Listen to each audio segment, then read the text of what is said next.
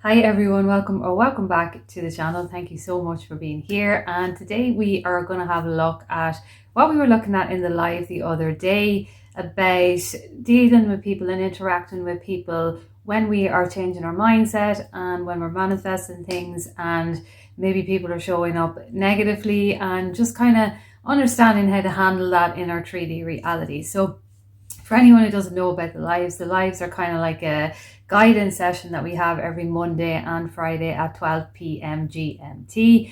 And we just come on and we chat together and we talk about all things manifestation, but we're talking about our personal development, our mindset development, and our nervous system regulation development, and all of this kind of thing, because all of that is really what kind of creates everything that we are creating in our reality. So we were talking about the idea of interacting with others who are maybe not on the same level as us, when we're maybe positive, or we're just changing our mindset and our old beliefs, limiting beliefs, are kind of dissolving away and we have these new beliefs. But then whoever we are dealing with or interacting with is kind of in that old story that we really don't want to actually relate to anymore. So when we are actually dealing with other people, and it comes from a place of, I want to say compassion, but it comes from a place of how far you have come in your own kind of growth as well. When we come to a certain level on our journey, when it comes to identifying our limiting beliefs and kind of challenging ourselves to overcome them, to consciously manifest things that we want to manifest, consciously be aware of our thoughts so that we're not kind of allowing them to spiral. All of this is building character. It's building a strength within our nervous system as well too, because even if we do physical things for our nervous system like breath work or meditation, anything that we do that actually calms us down, what we are doing when we are becoming more aware of our thoughts and being consistent with these new kind of thoughts that we want to think, is actually gearing our nervous system into that kind of stability as well too. So the more that we do that for ourselves, that's building ourselves in this kind of character and strength, it becomes easier for us to show up in a way that is able to interact with others who are maybe showing up negatively. Now, I do want to say that it's not about actually accepting things that are walking over your boundaries, or accepting things that you don't want to accept, for instance.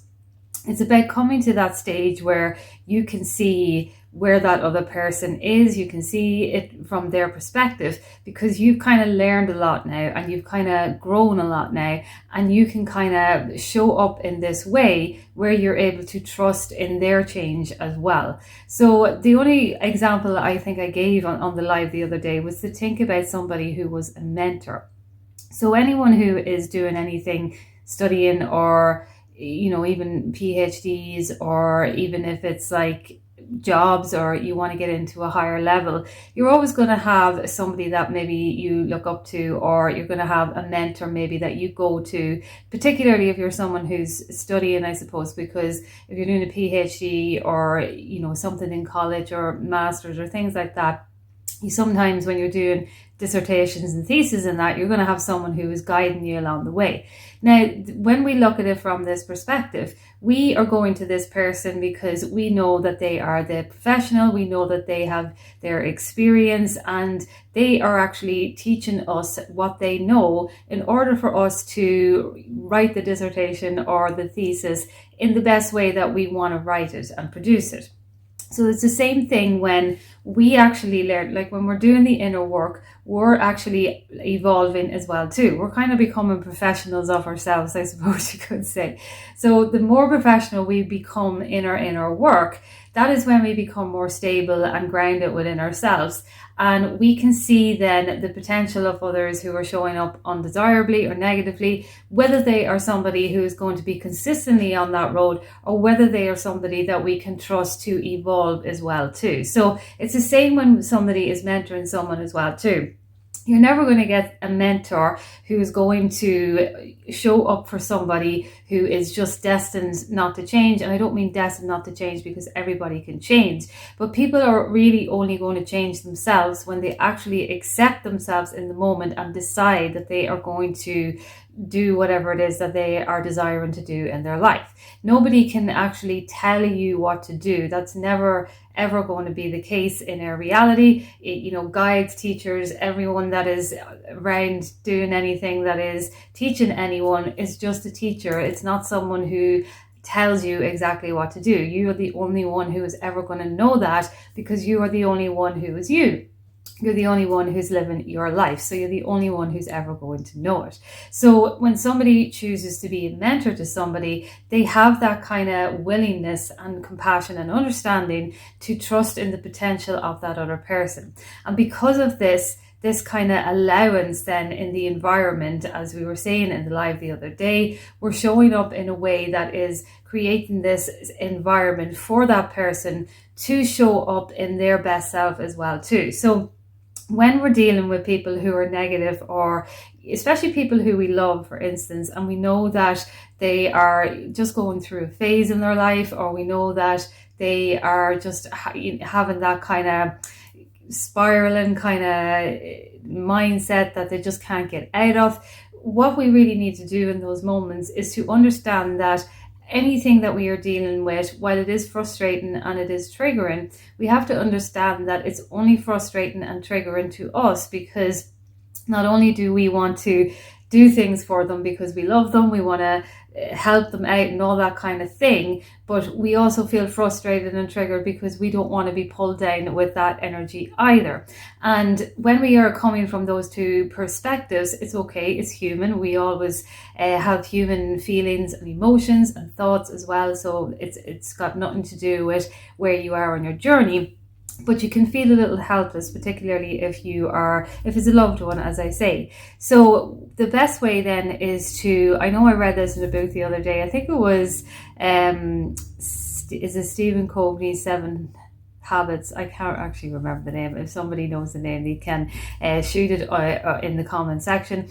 But it was about the trust. It's about the best gift that you can give to somebody is to show them that you trust them to do whatever it is that you are wanting them to do.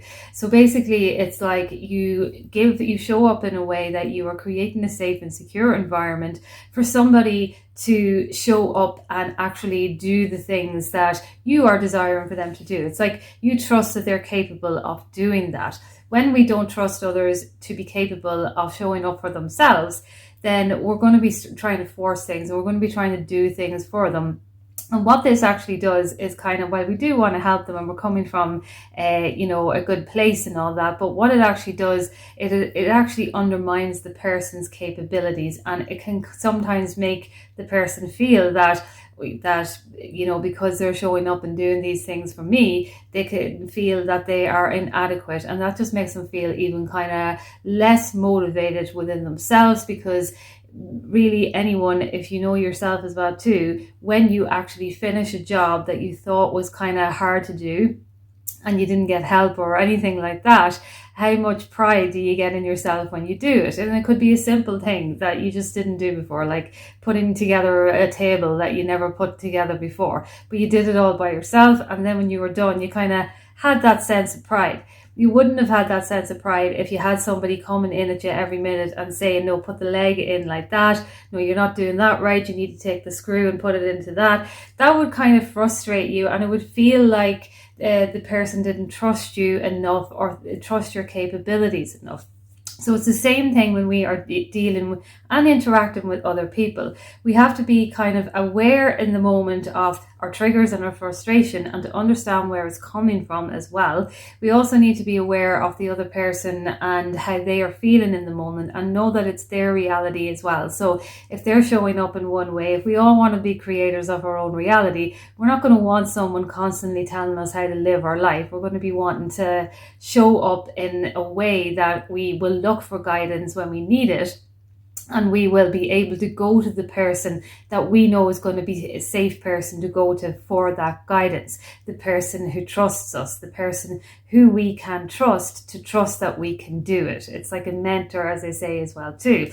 When we have a mentor for our dissertations or thesis, we go to them with any questions that we have because we trust them, that they trust that we can do it. When we trust them and we trust what their advice and everything is, we go and we do our work or whatever, and we feel better because we have that kind of person that is in our environment that is not actually, say, writing the thesis for us or doing the thesis for us. They're simply just being there when we need them and giving us the advice and the guidance, but they trust us enough to know that we can actually write this piece ourselves. So that's kind of how we interact with other people, especially when they're showing up as negative. It's not about, as I say, letting anyone walk over boundaries, because when we are actually, I suppose you could say, leveling up in mindset, we are always leveling up in our way that we handle how people are walking over boundaries. We don't tend to tolerate it in the same way. We tend to kind of show up in a way, especially if we are good at regulating our nervous system, we show up in a more kind of a calm way, and we only kind of deal with the things that we think are relevant to deal with. And when people kind of see us in that way, well, then they kind of know what they can get away with, I suppose. And when they start to see that they can't get away with doing certain things, that is when they kind of start showing up in a different way as well too. And it's like, even if there are people in your life who are, I suppose, maybe negative or things like that, the people who are not meant to be in your life will actually dissolve away to make room for the frequency that you're starting to be on, I suppose, because you will start to attract then all the people who are meant to be in your life. And even the ones who are the true people who are meant to be in your life will be the ones who will always be there, no matter what frequency you're on, if you're on the lowest frequency or the highest frequency. But if people start dissolving away because, you change the frequency, I suppose you could kind of say that they're not the ones that were meant to truly stay in your life anyway. From my own perspective anyway, that's kind of the way I do look at things in my reality, just because I kind of believe in that kind of thing, because I know for myself that would be the way that I would feel as well too, if I was, I suppose, if you're whoever you match with or whoever you click with and all these type of things, you're always going to be there with the ones who are the true ones, because you're never going to go away, no matter in their highs and in their lows, you're always going to be there.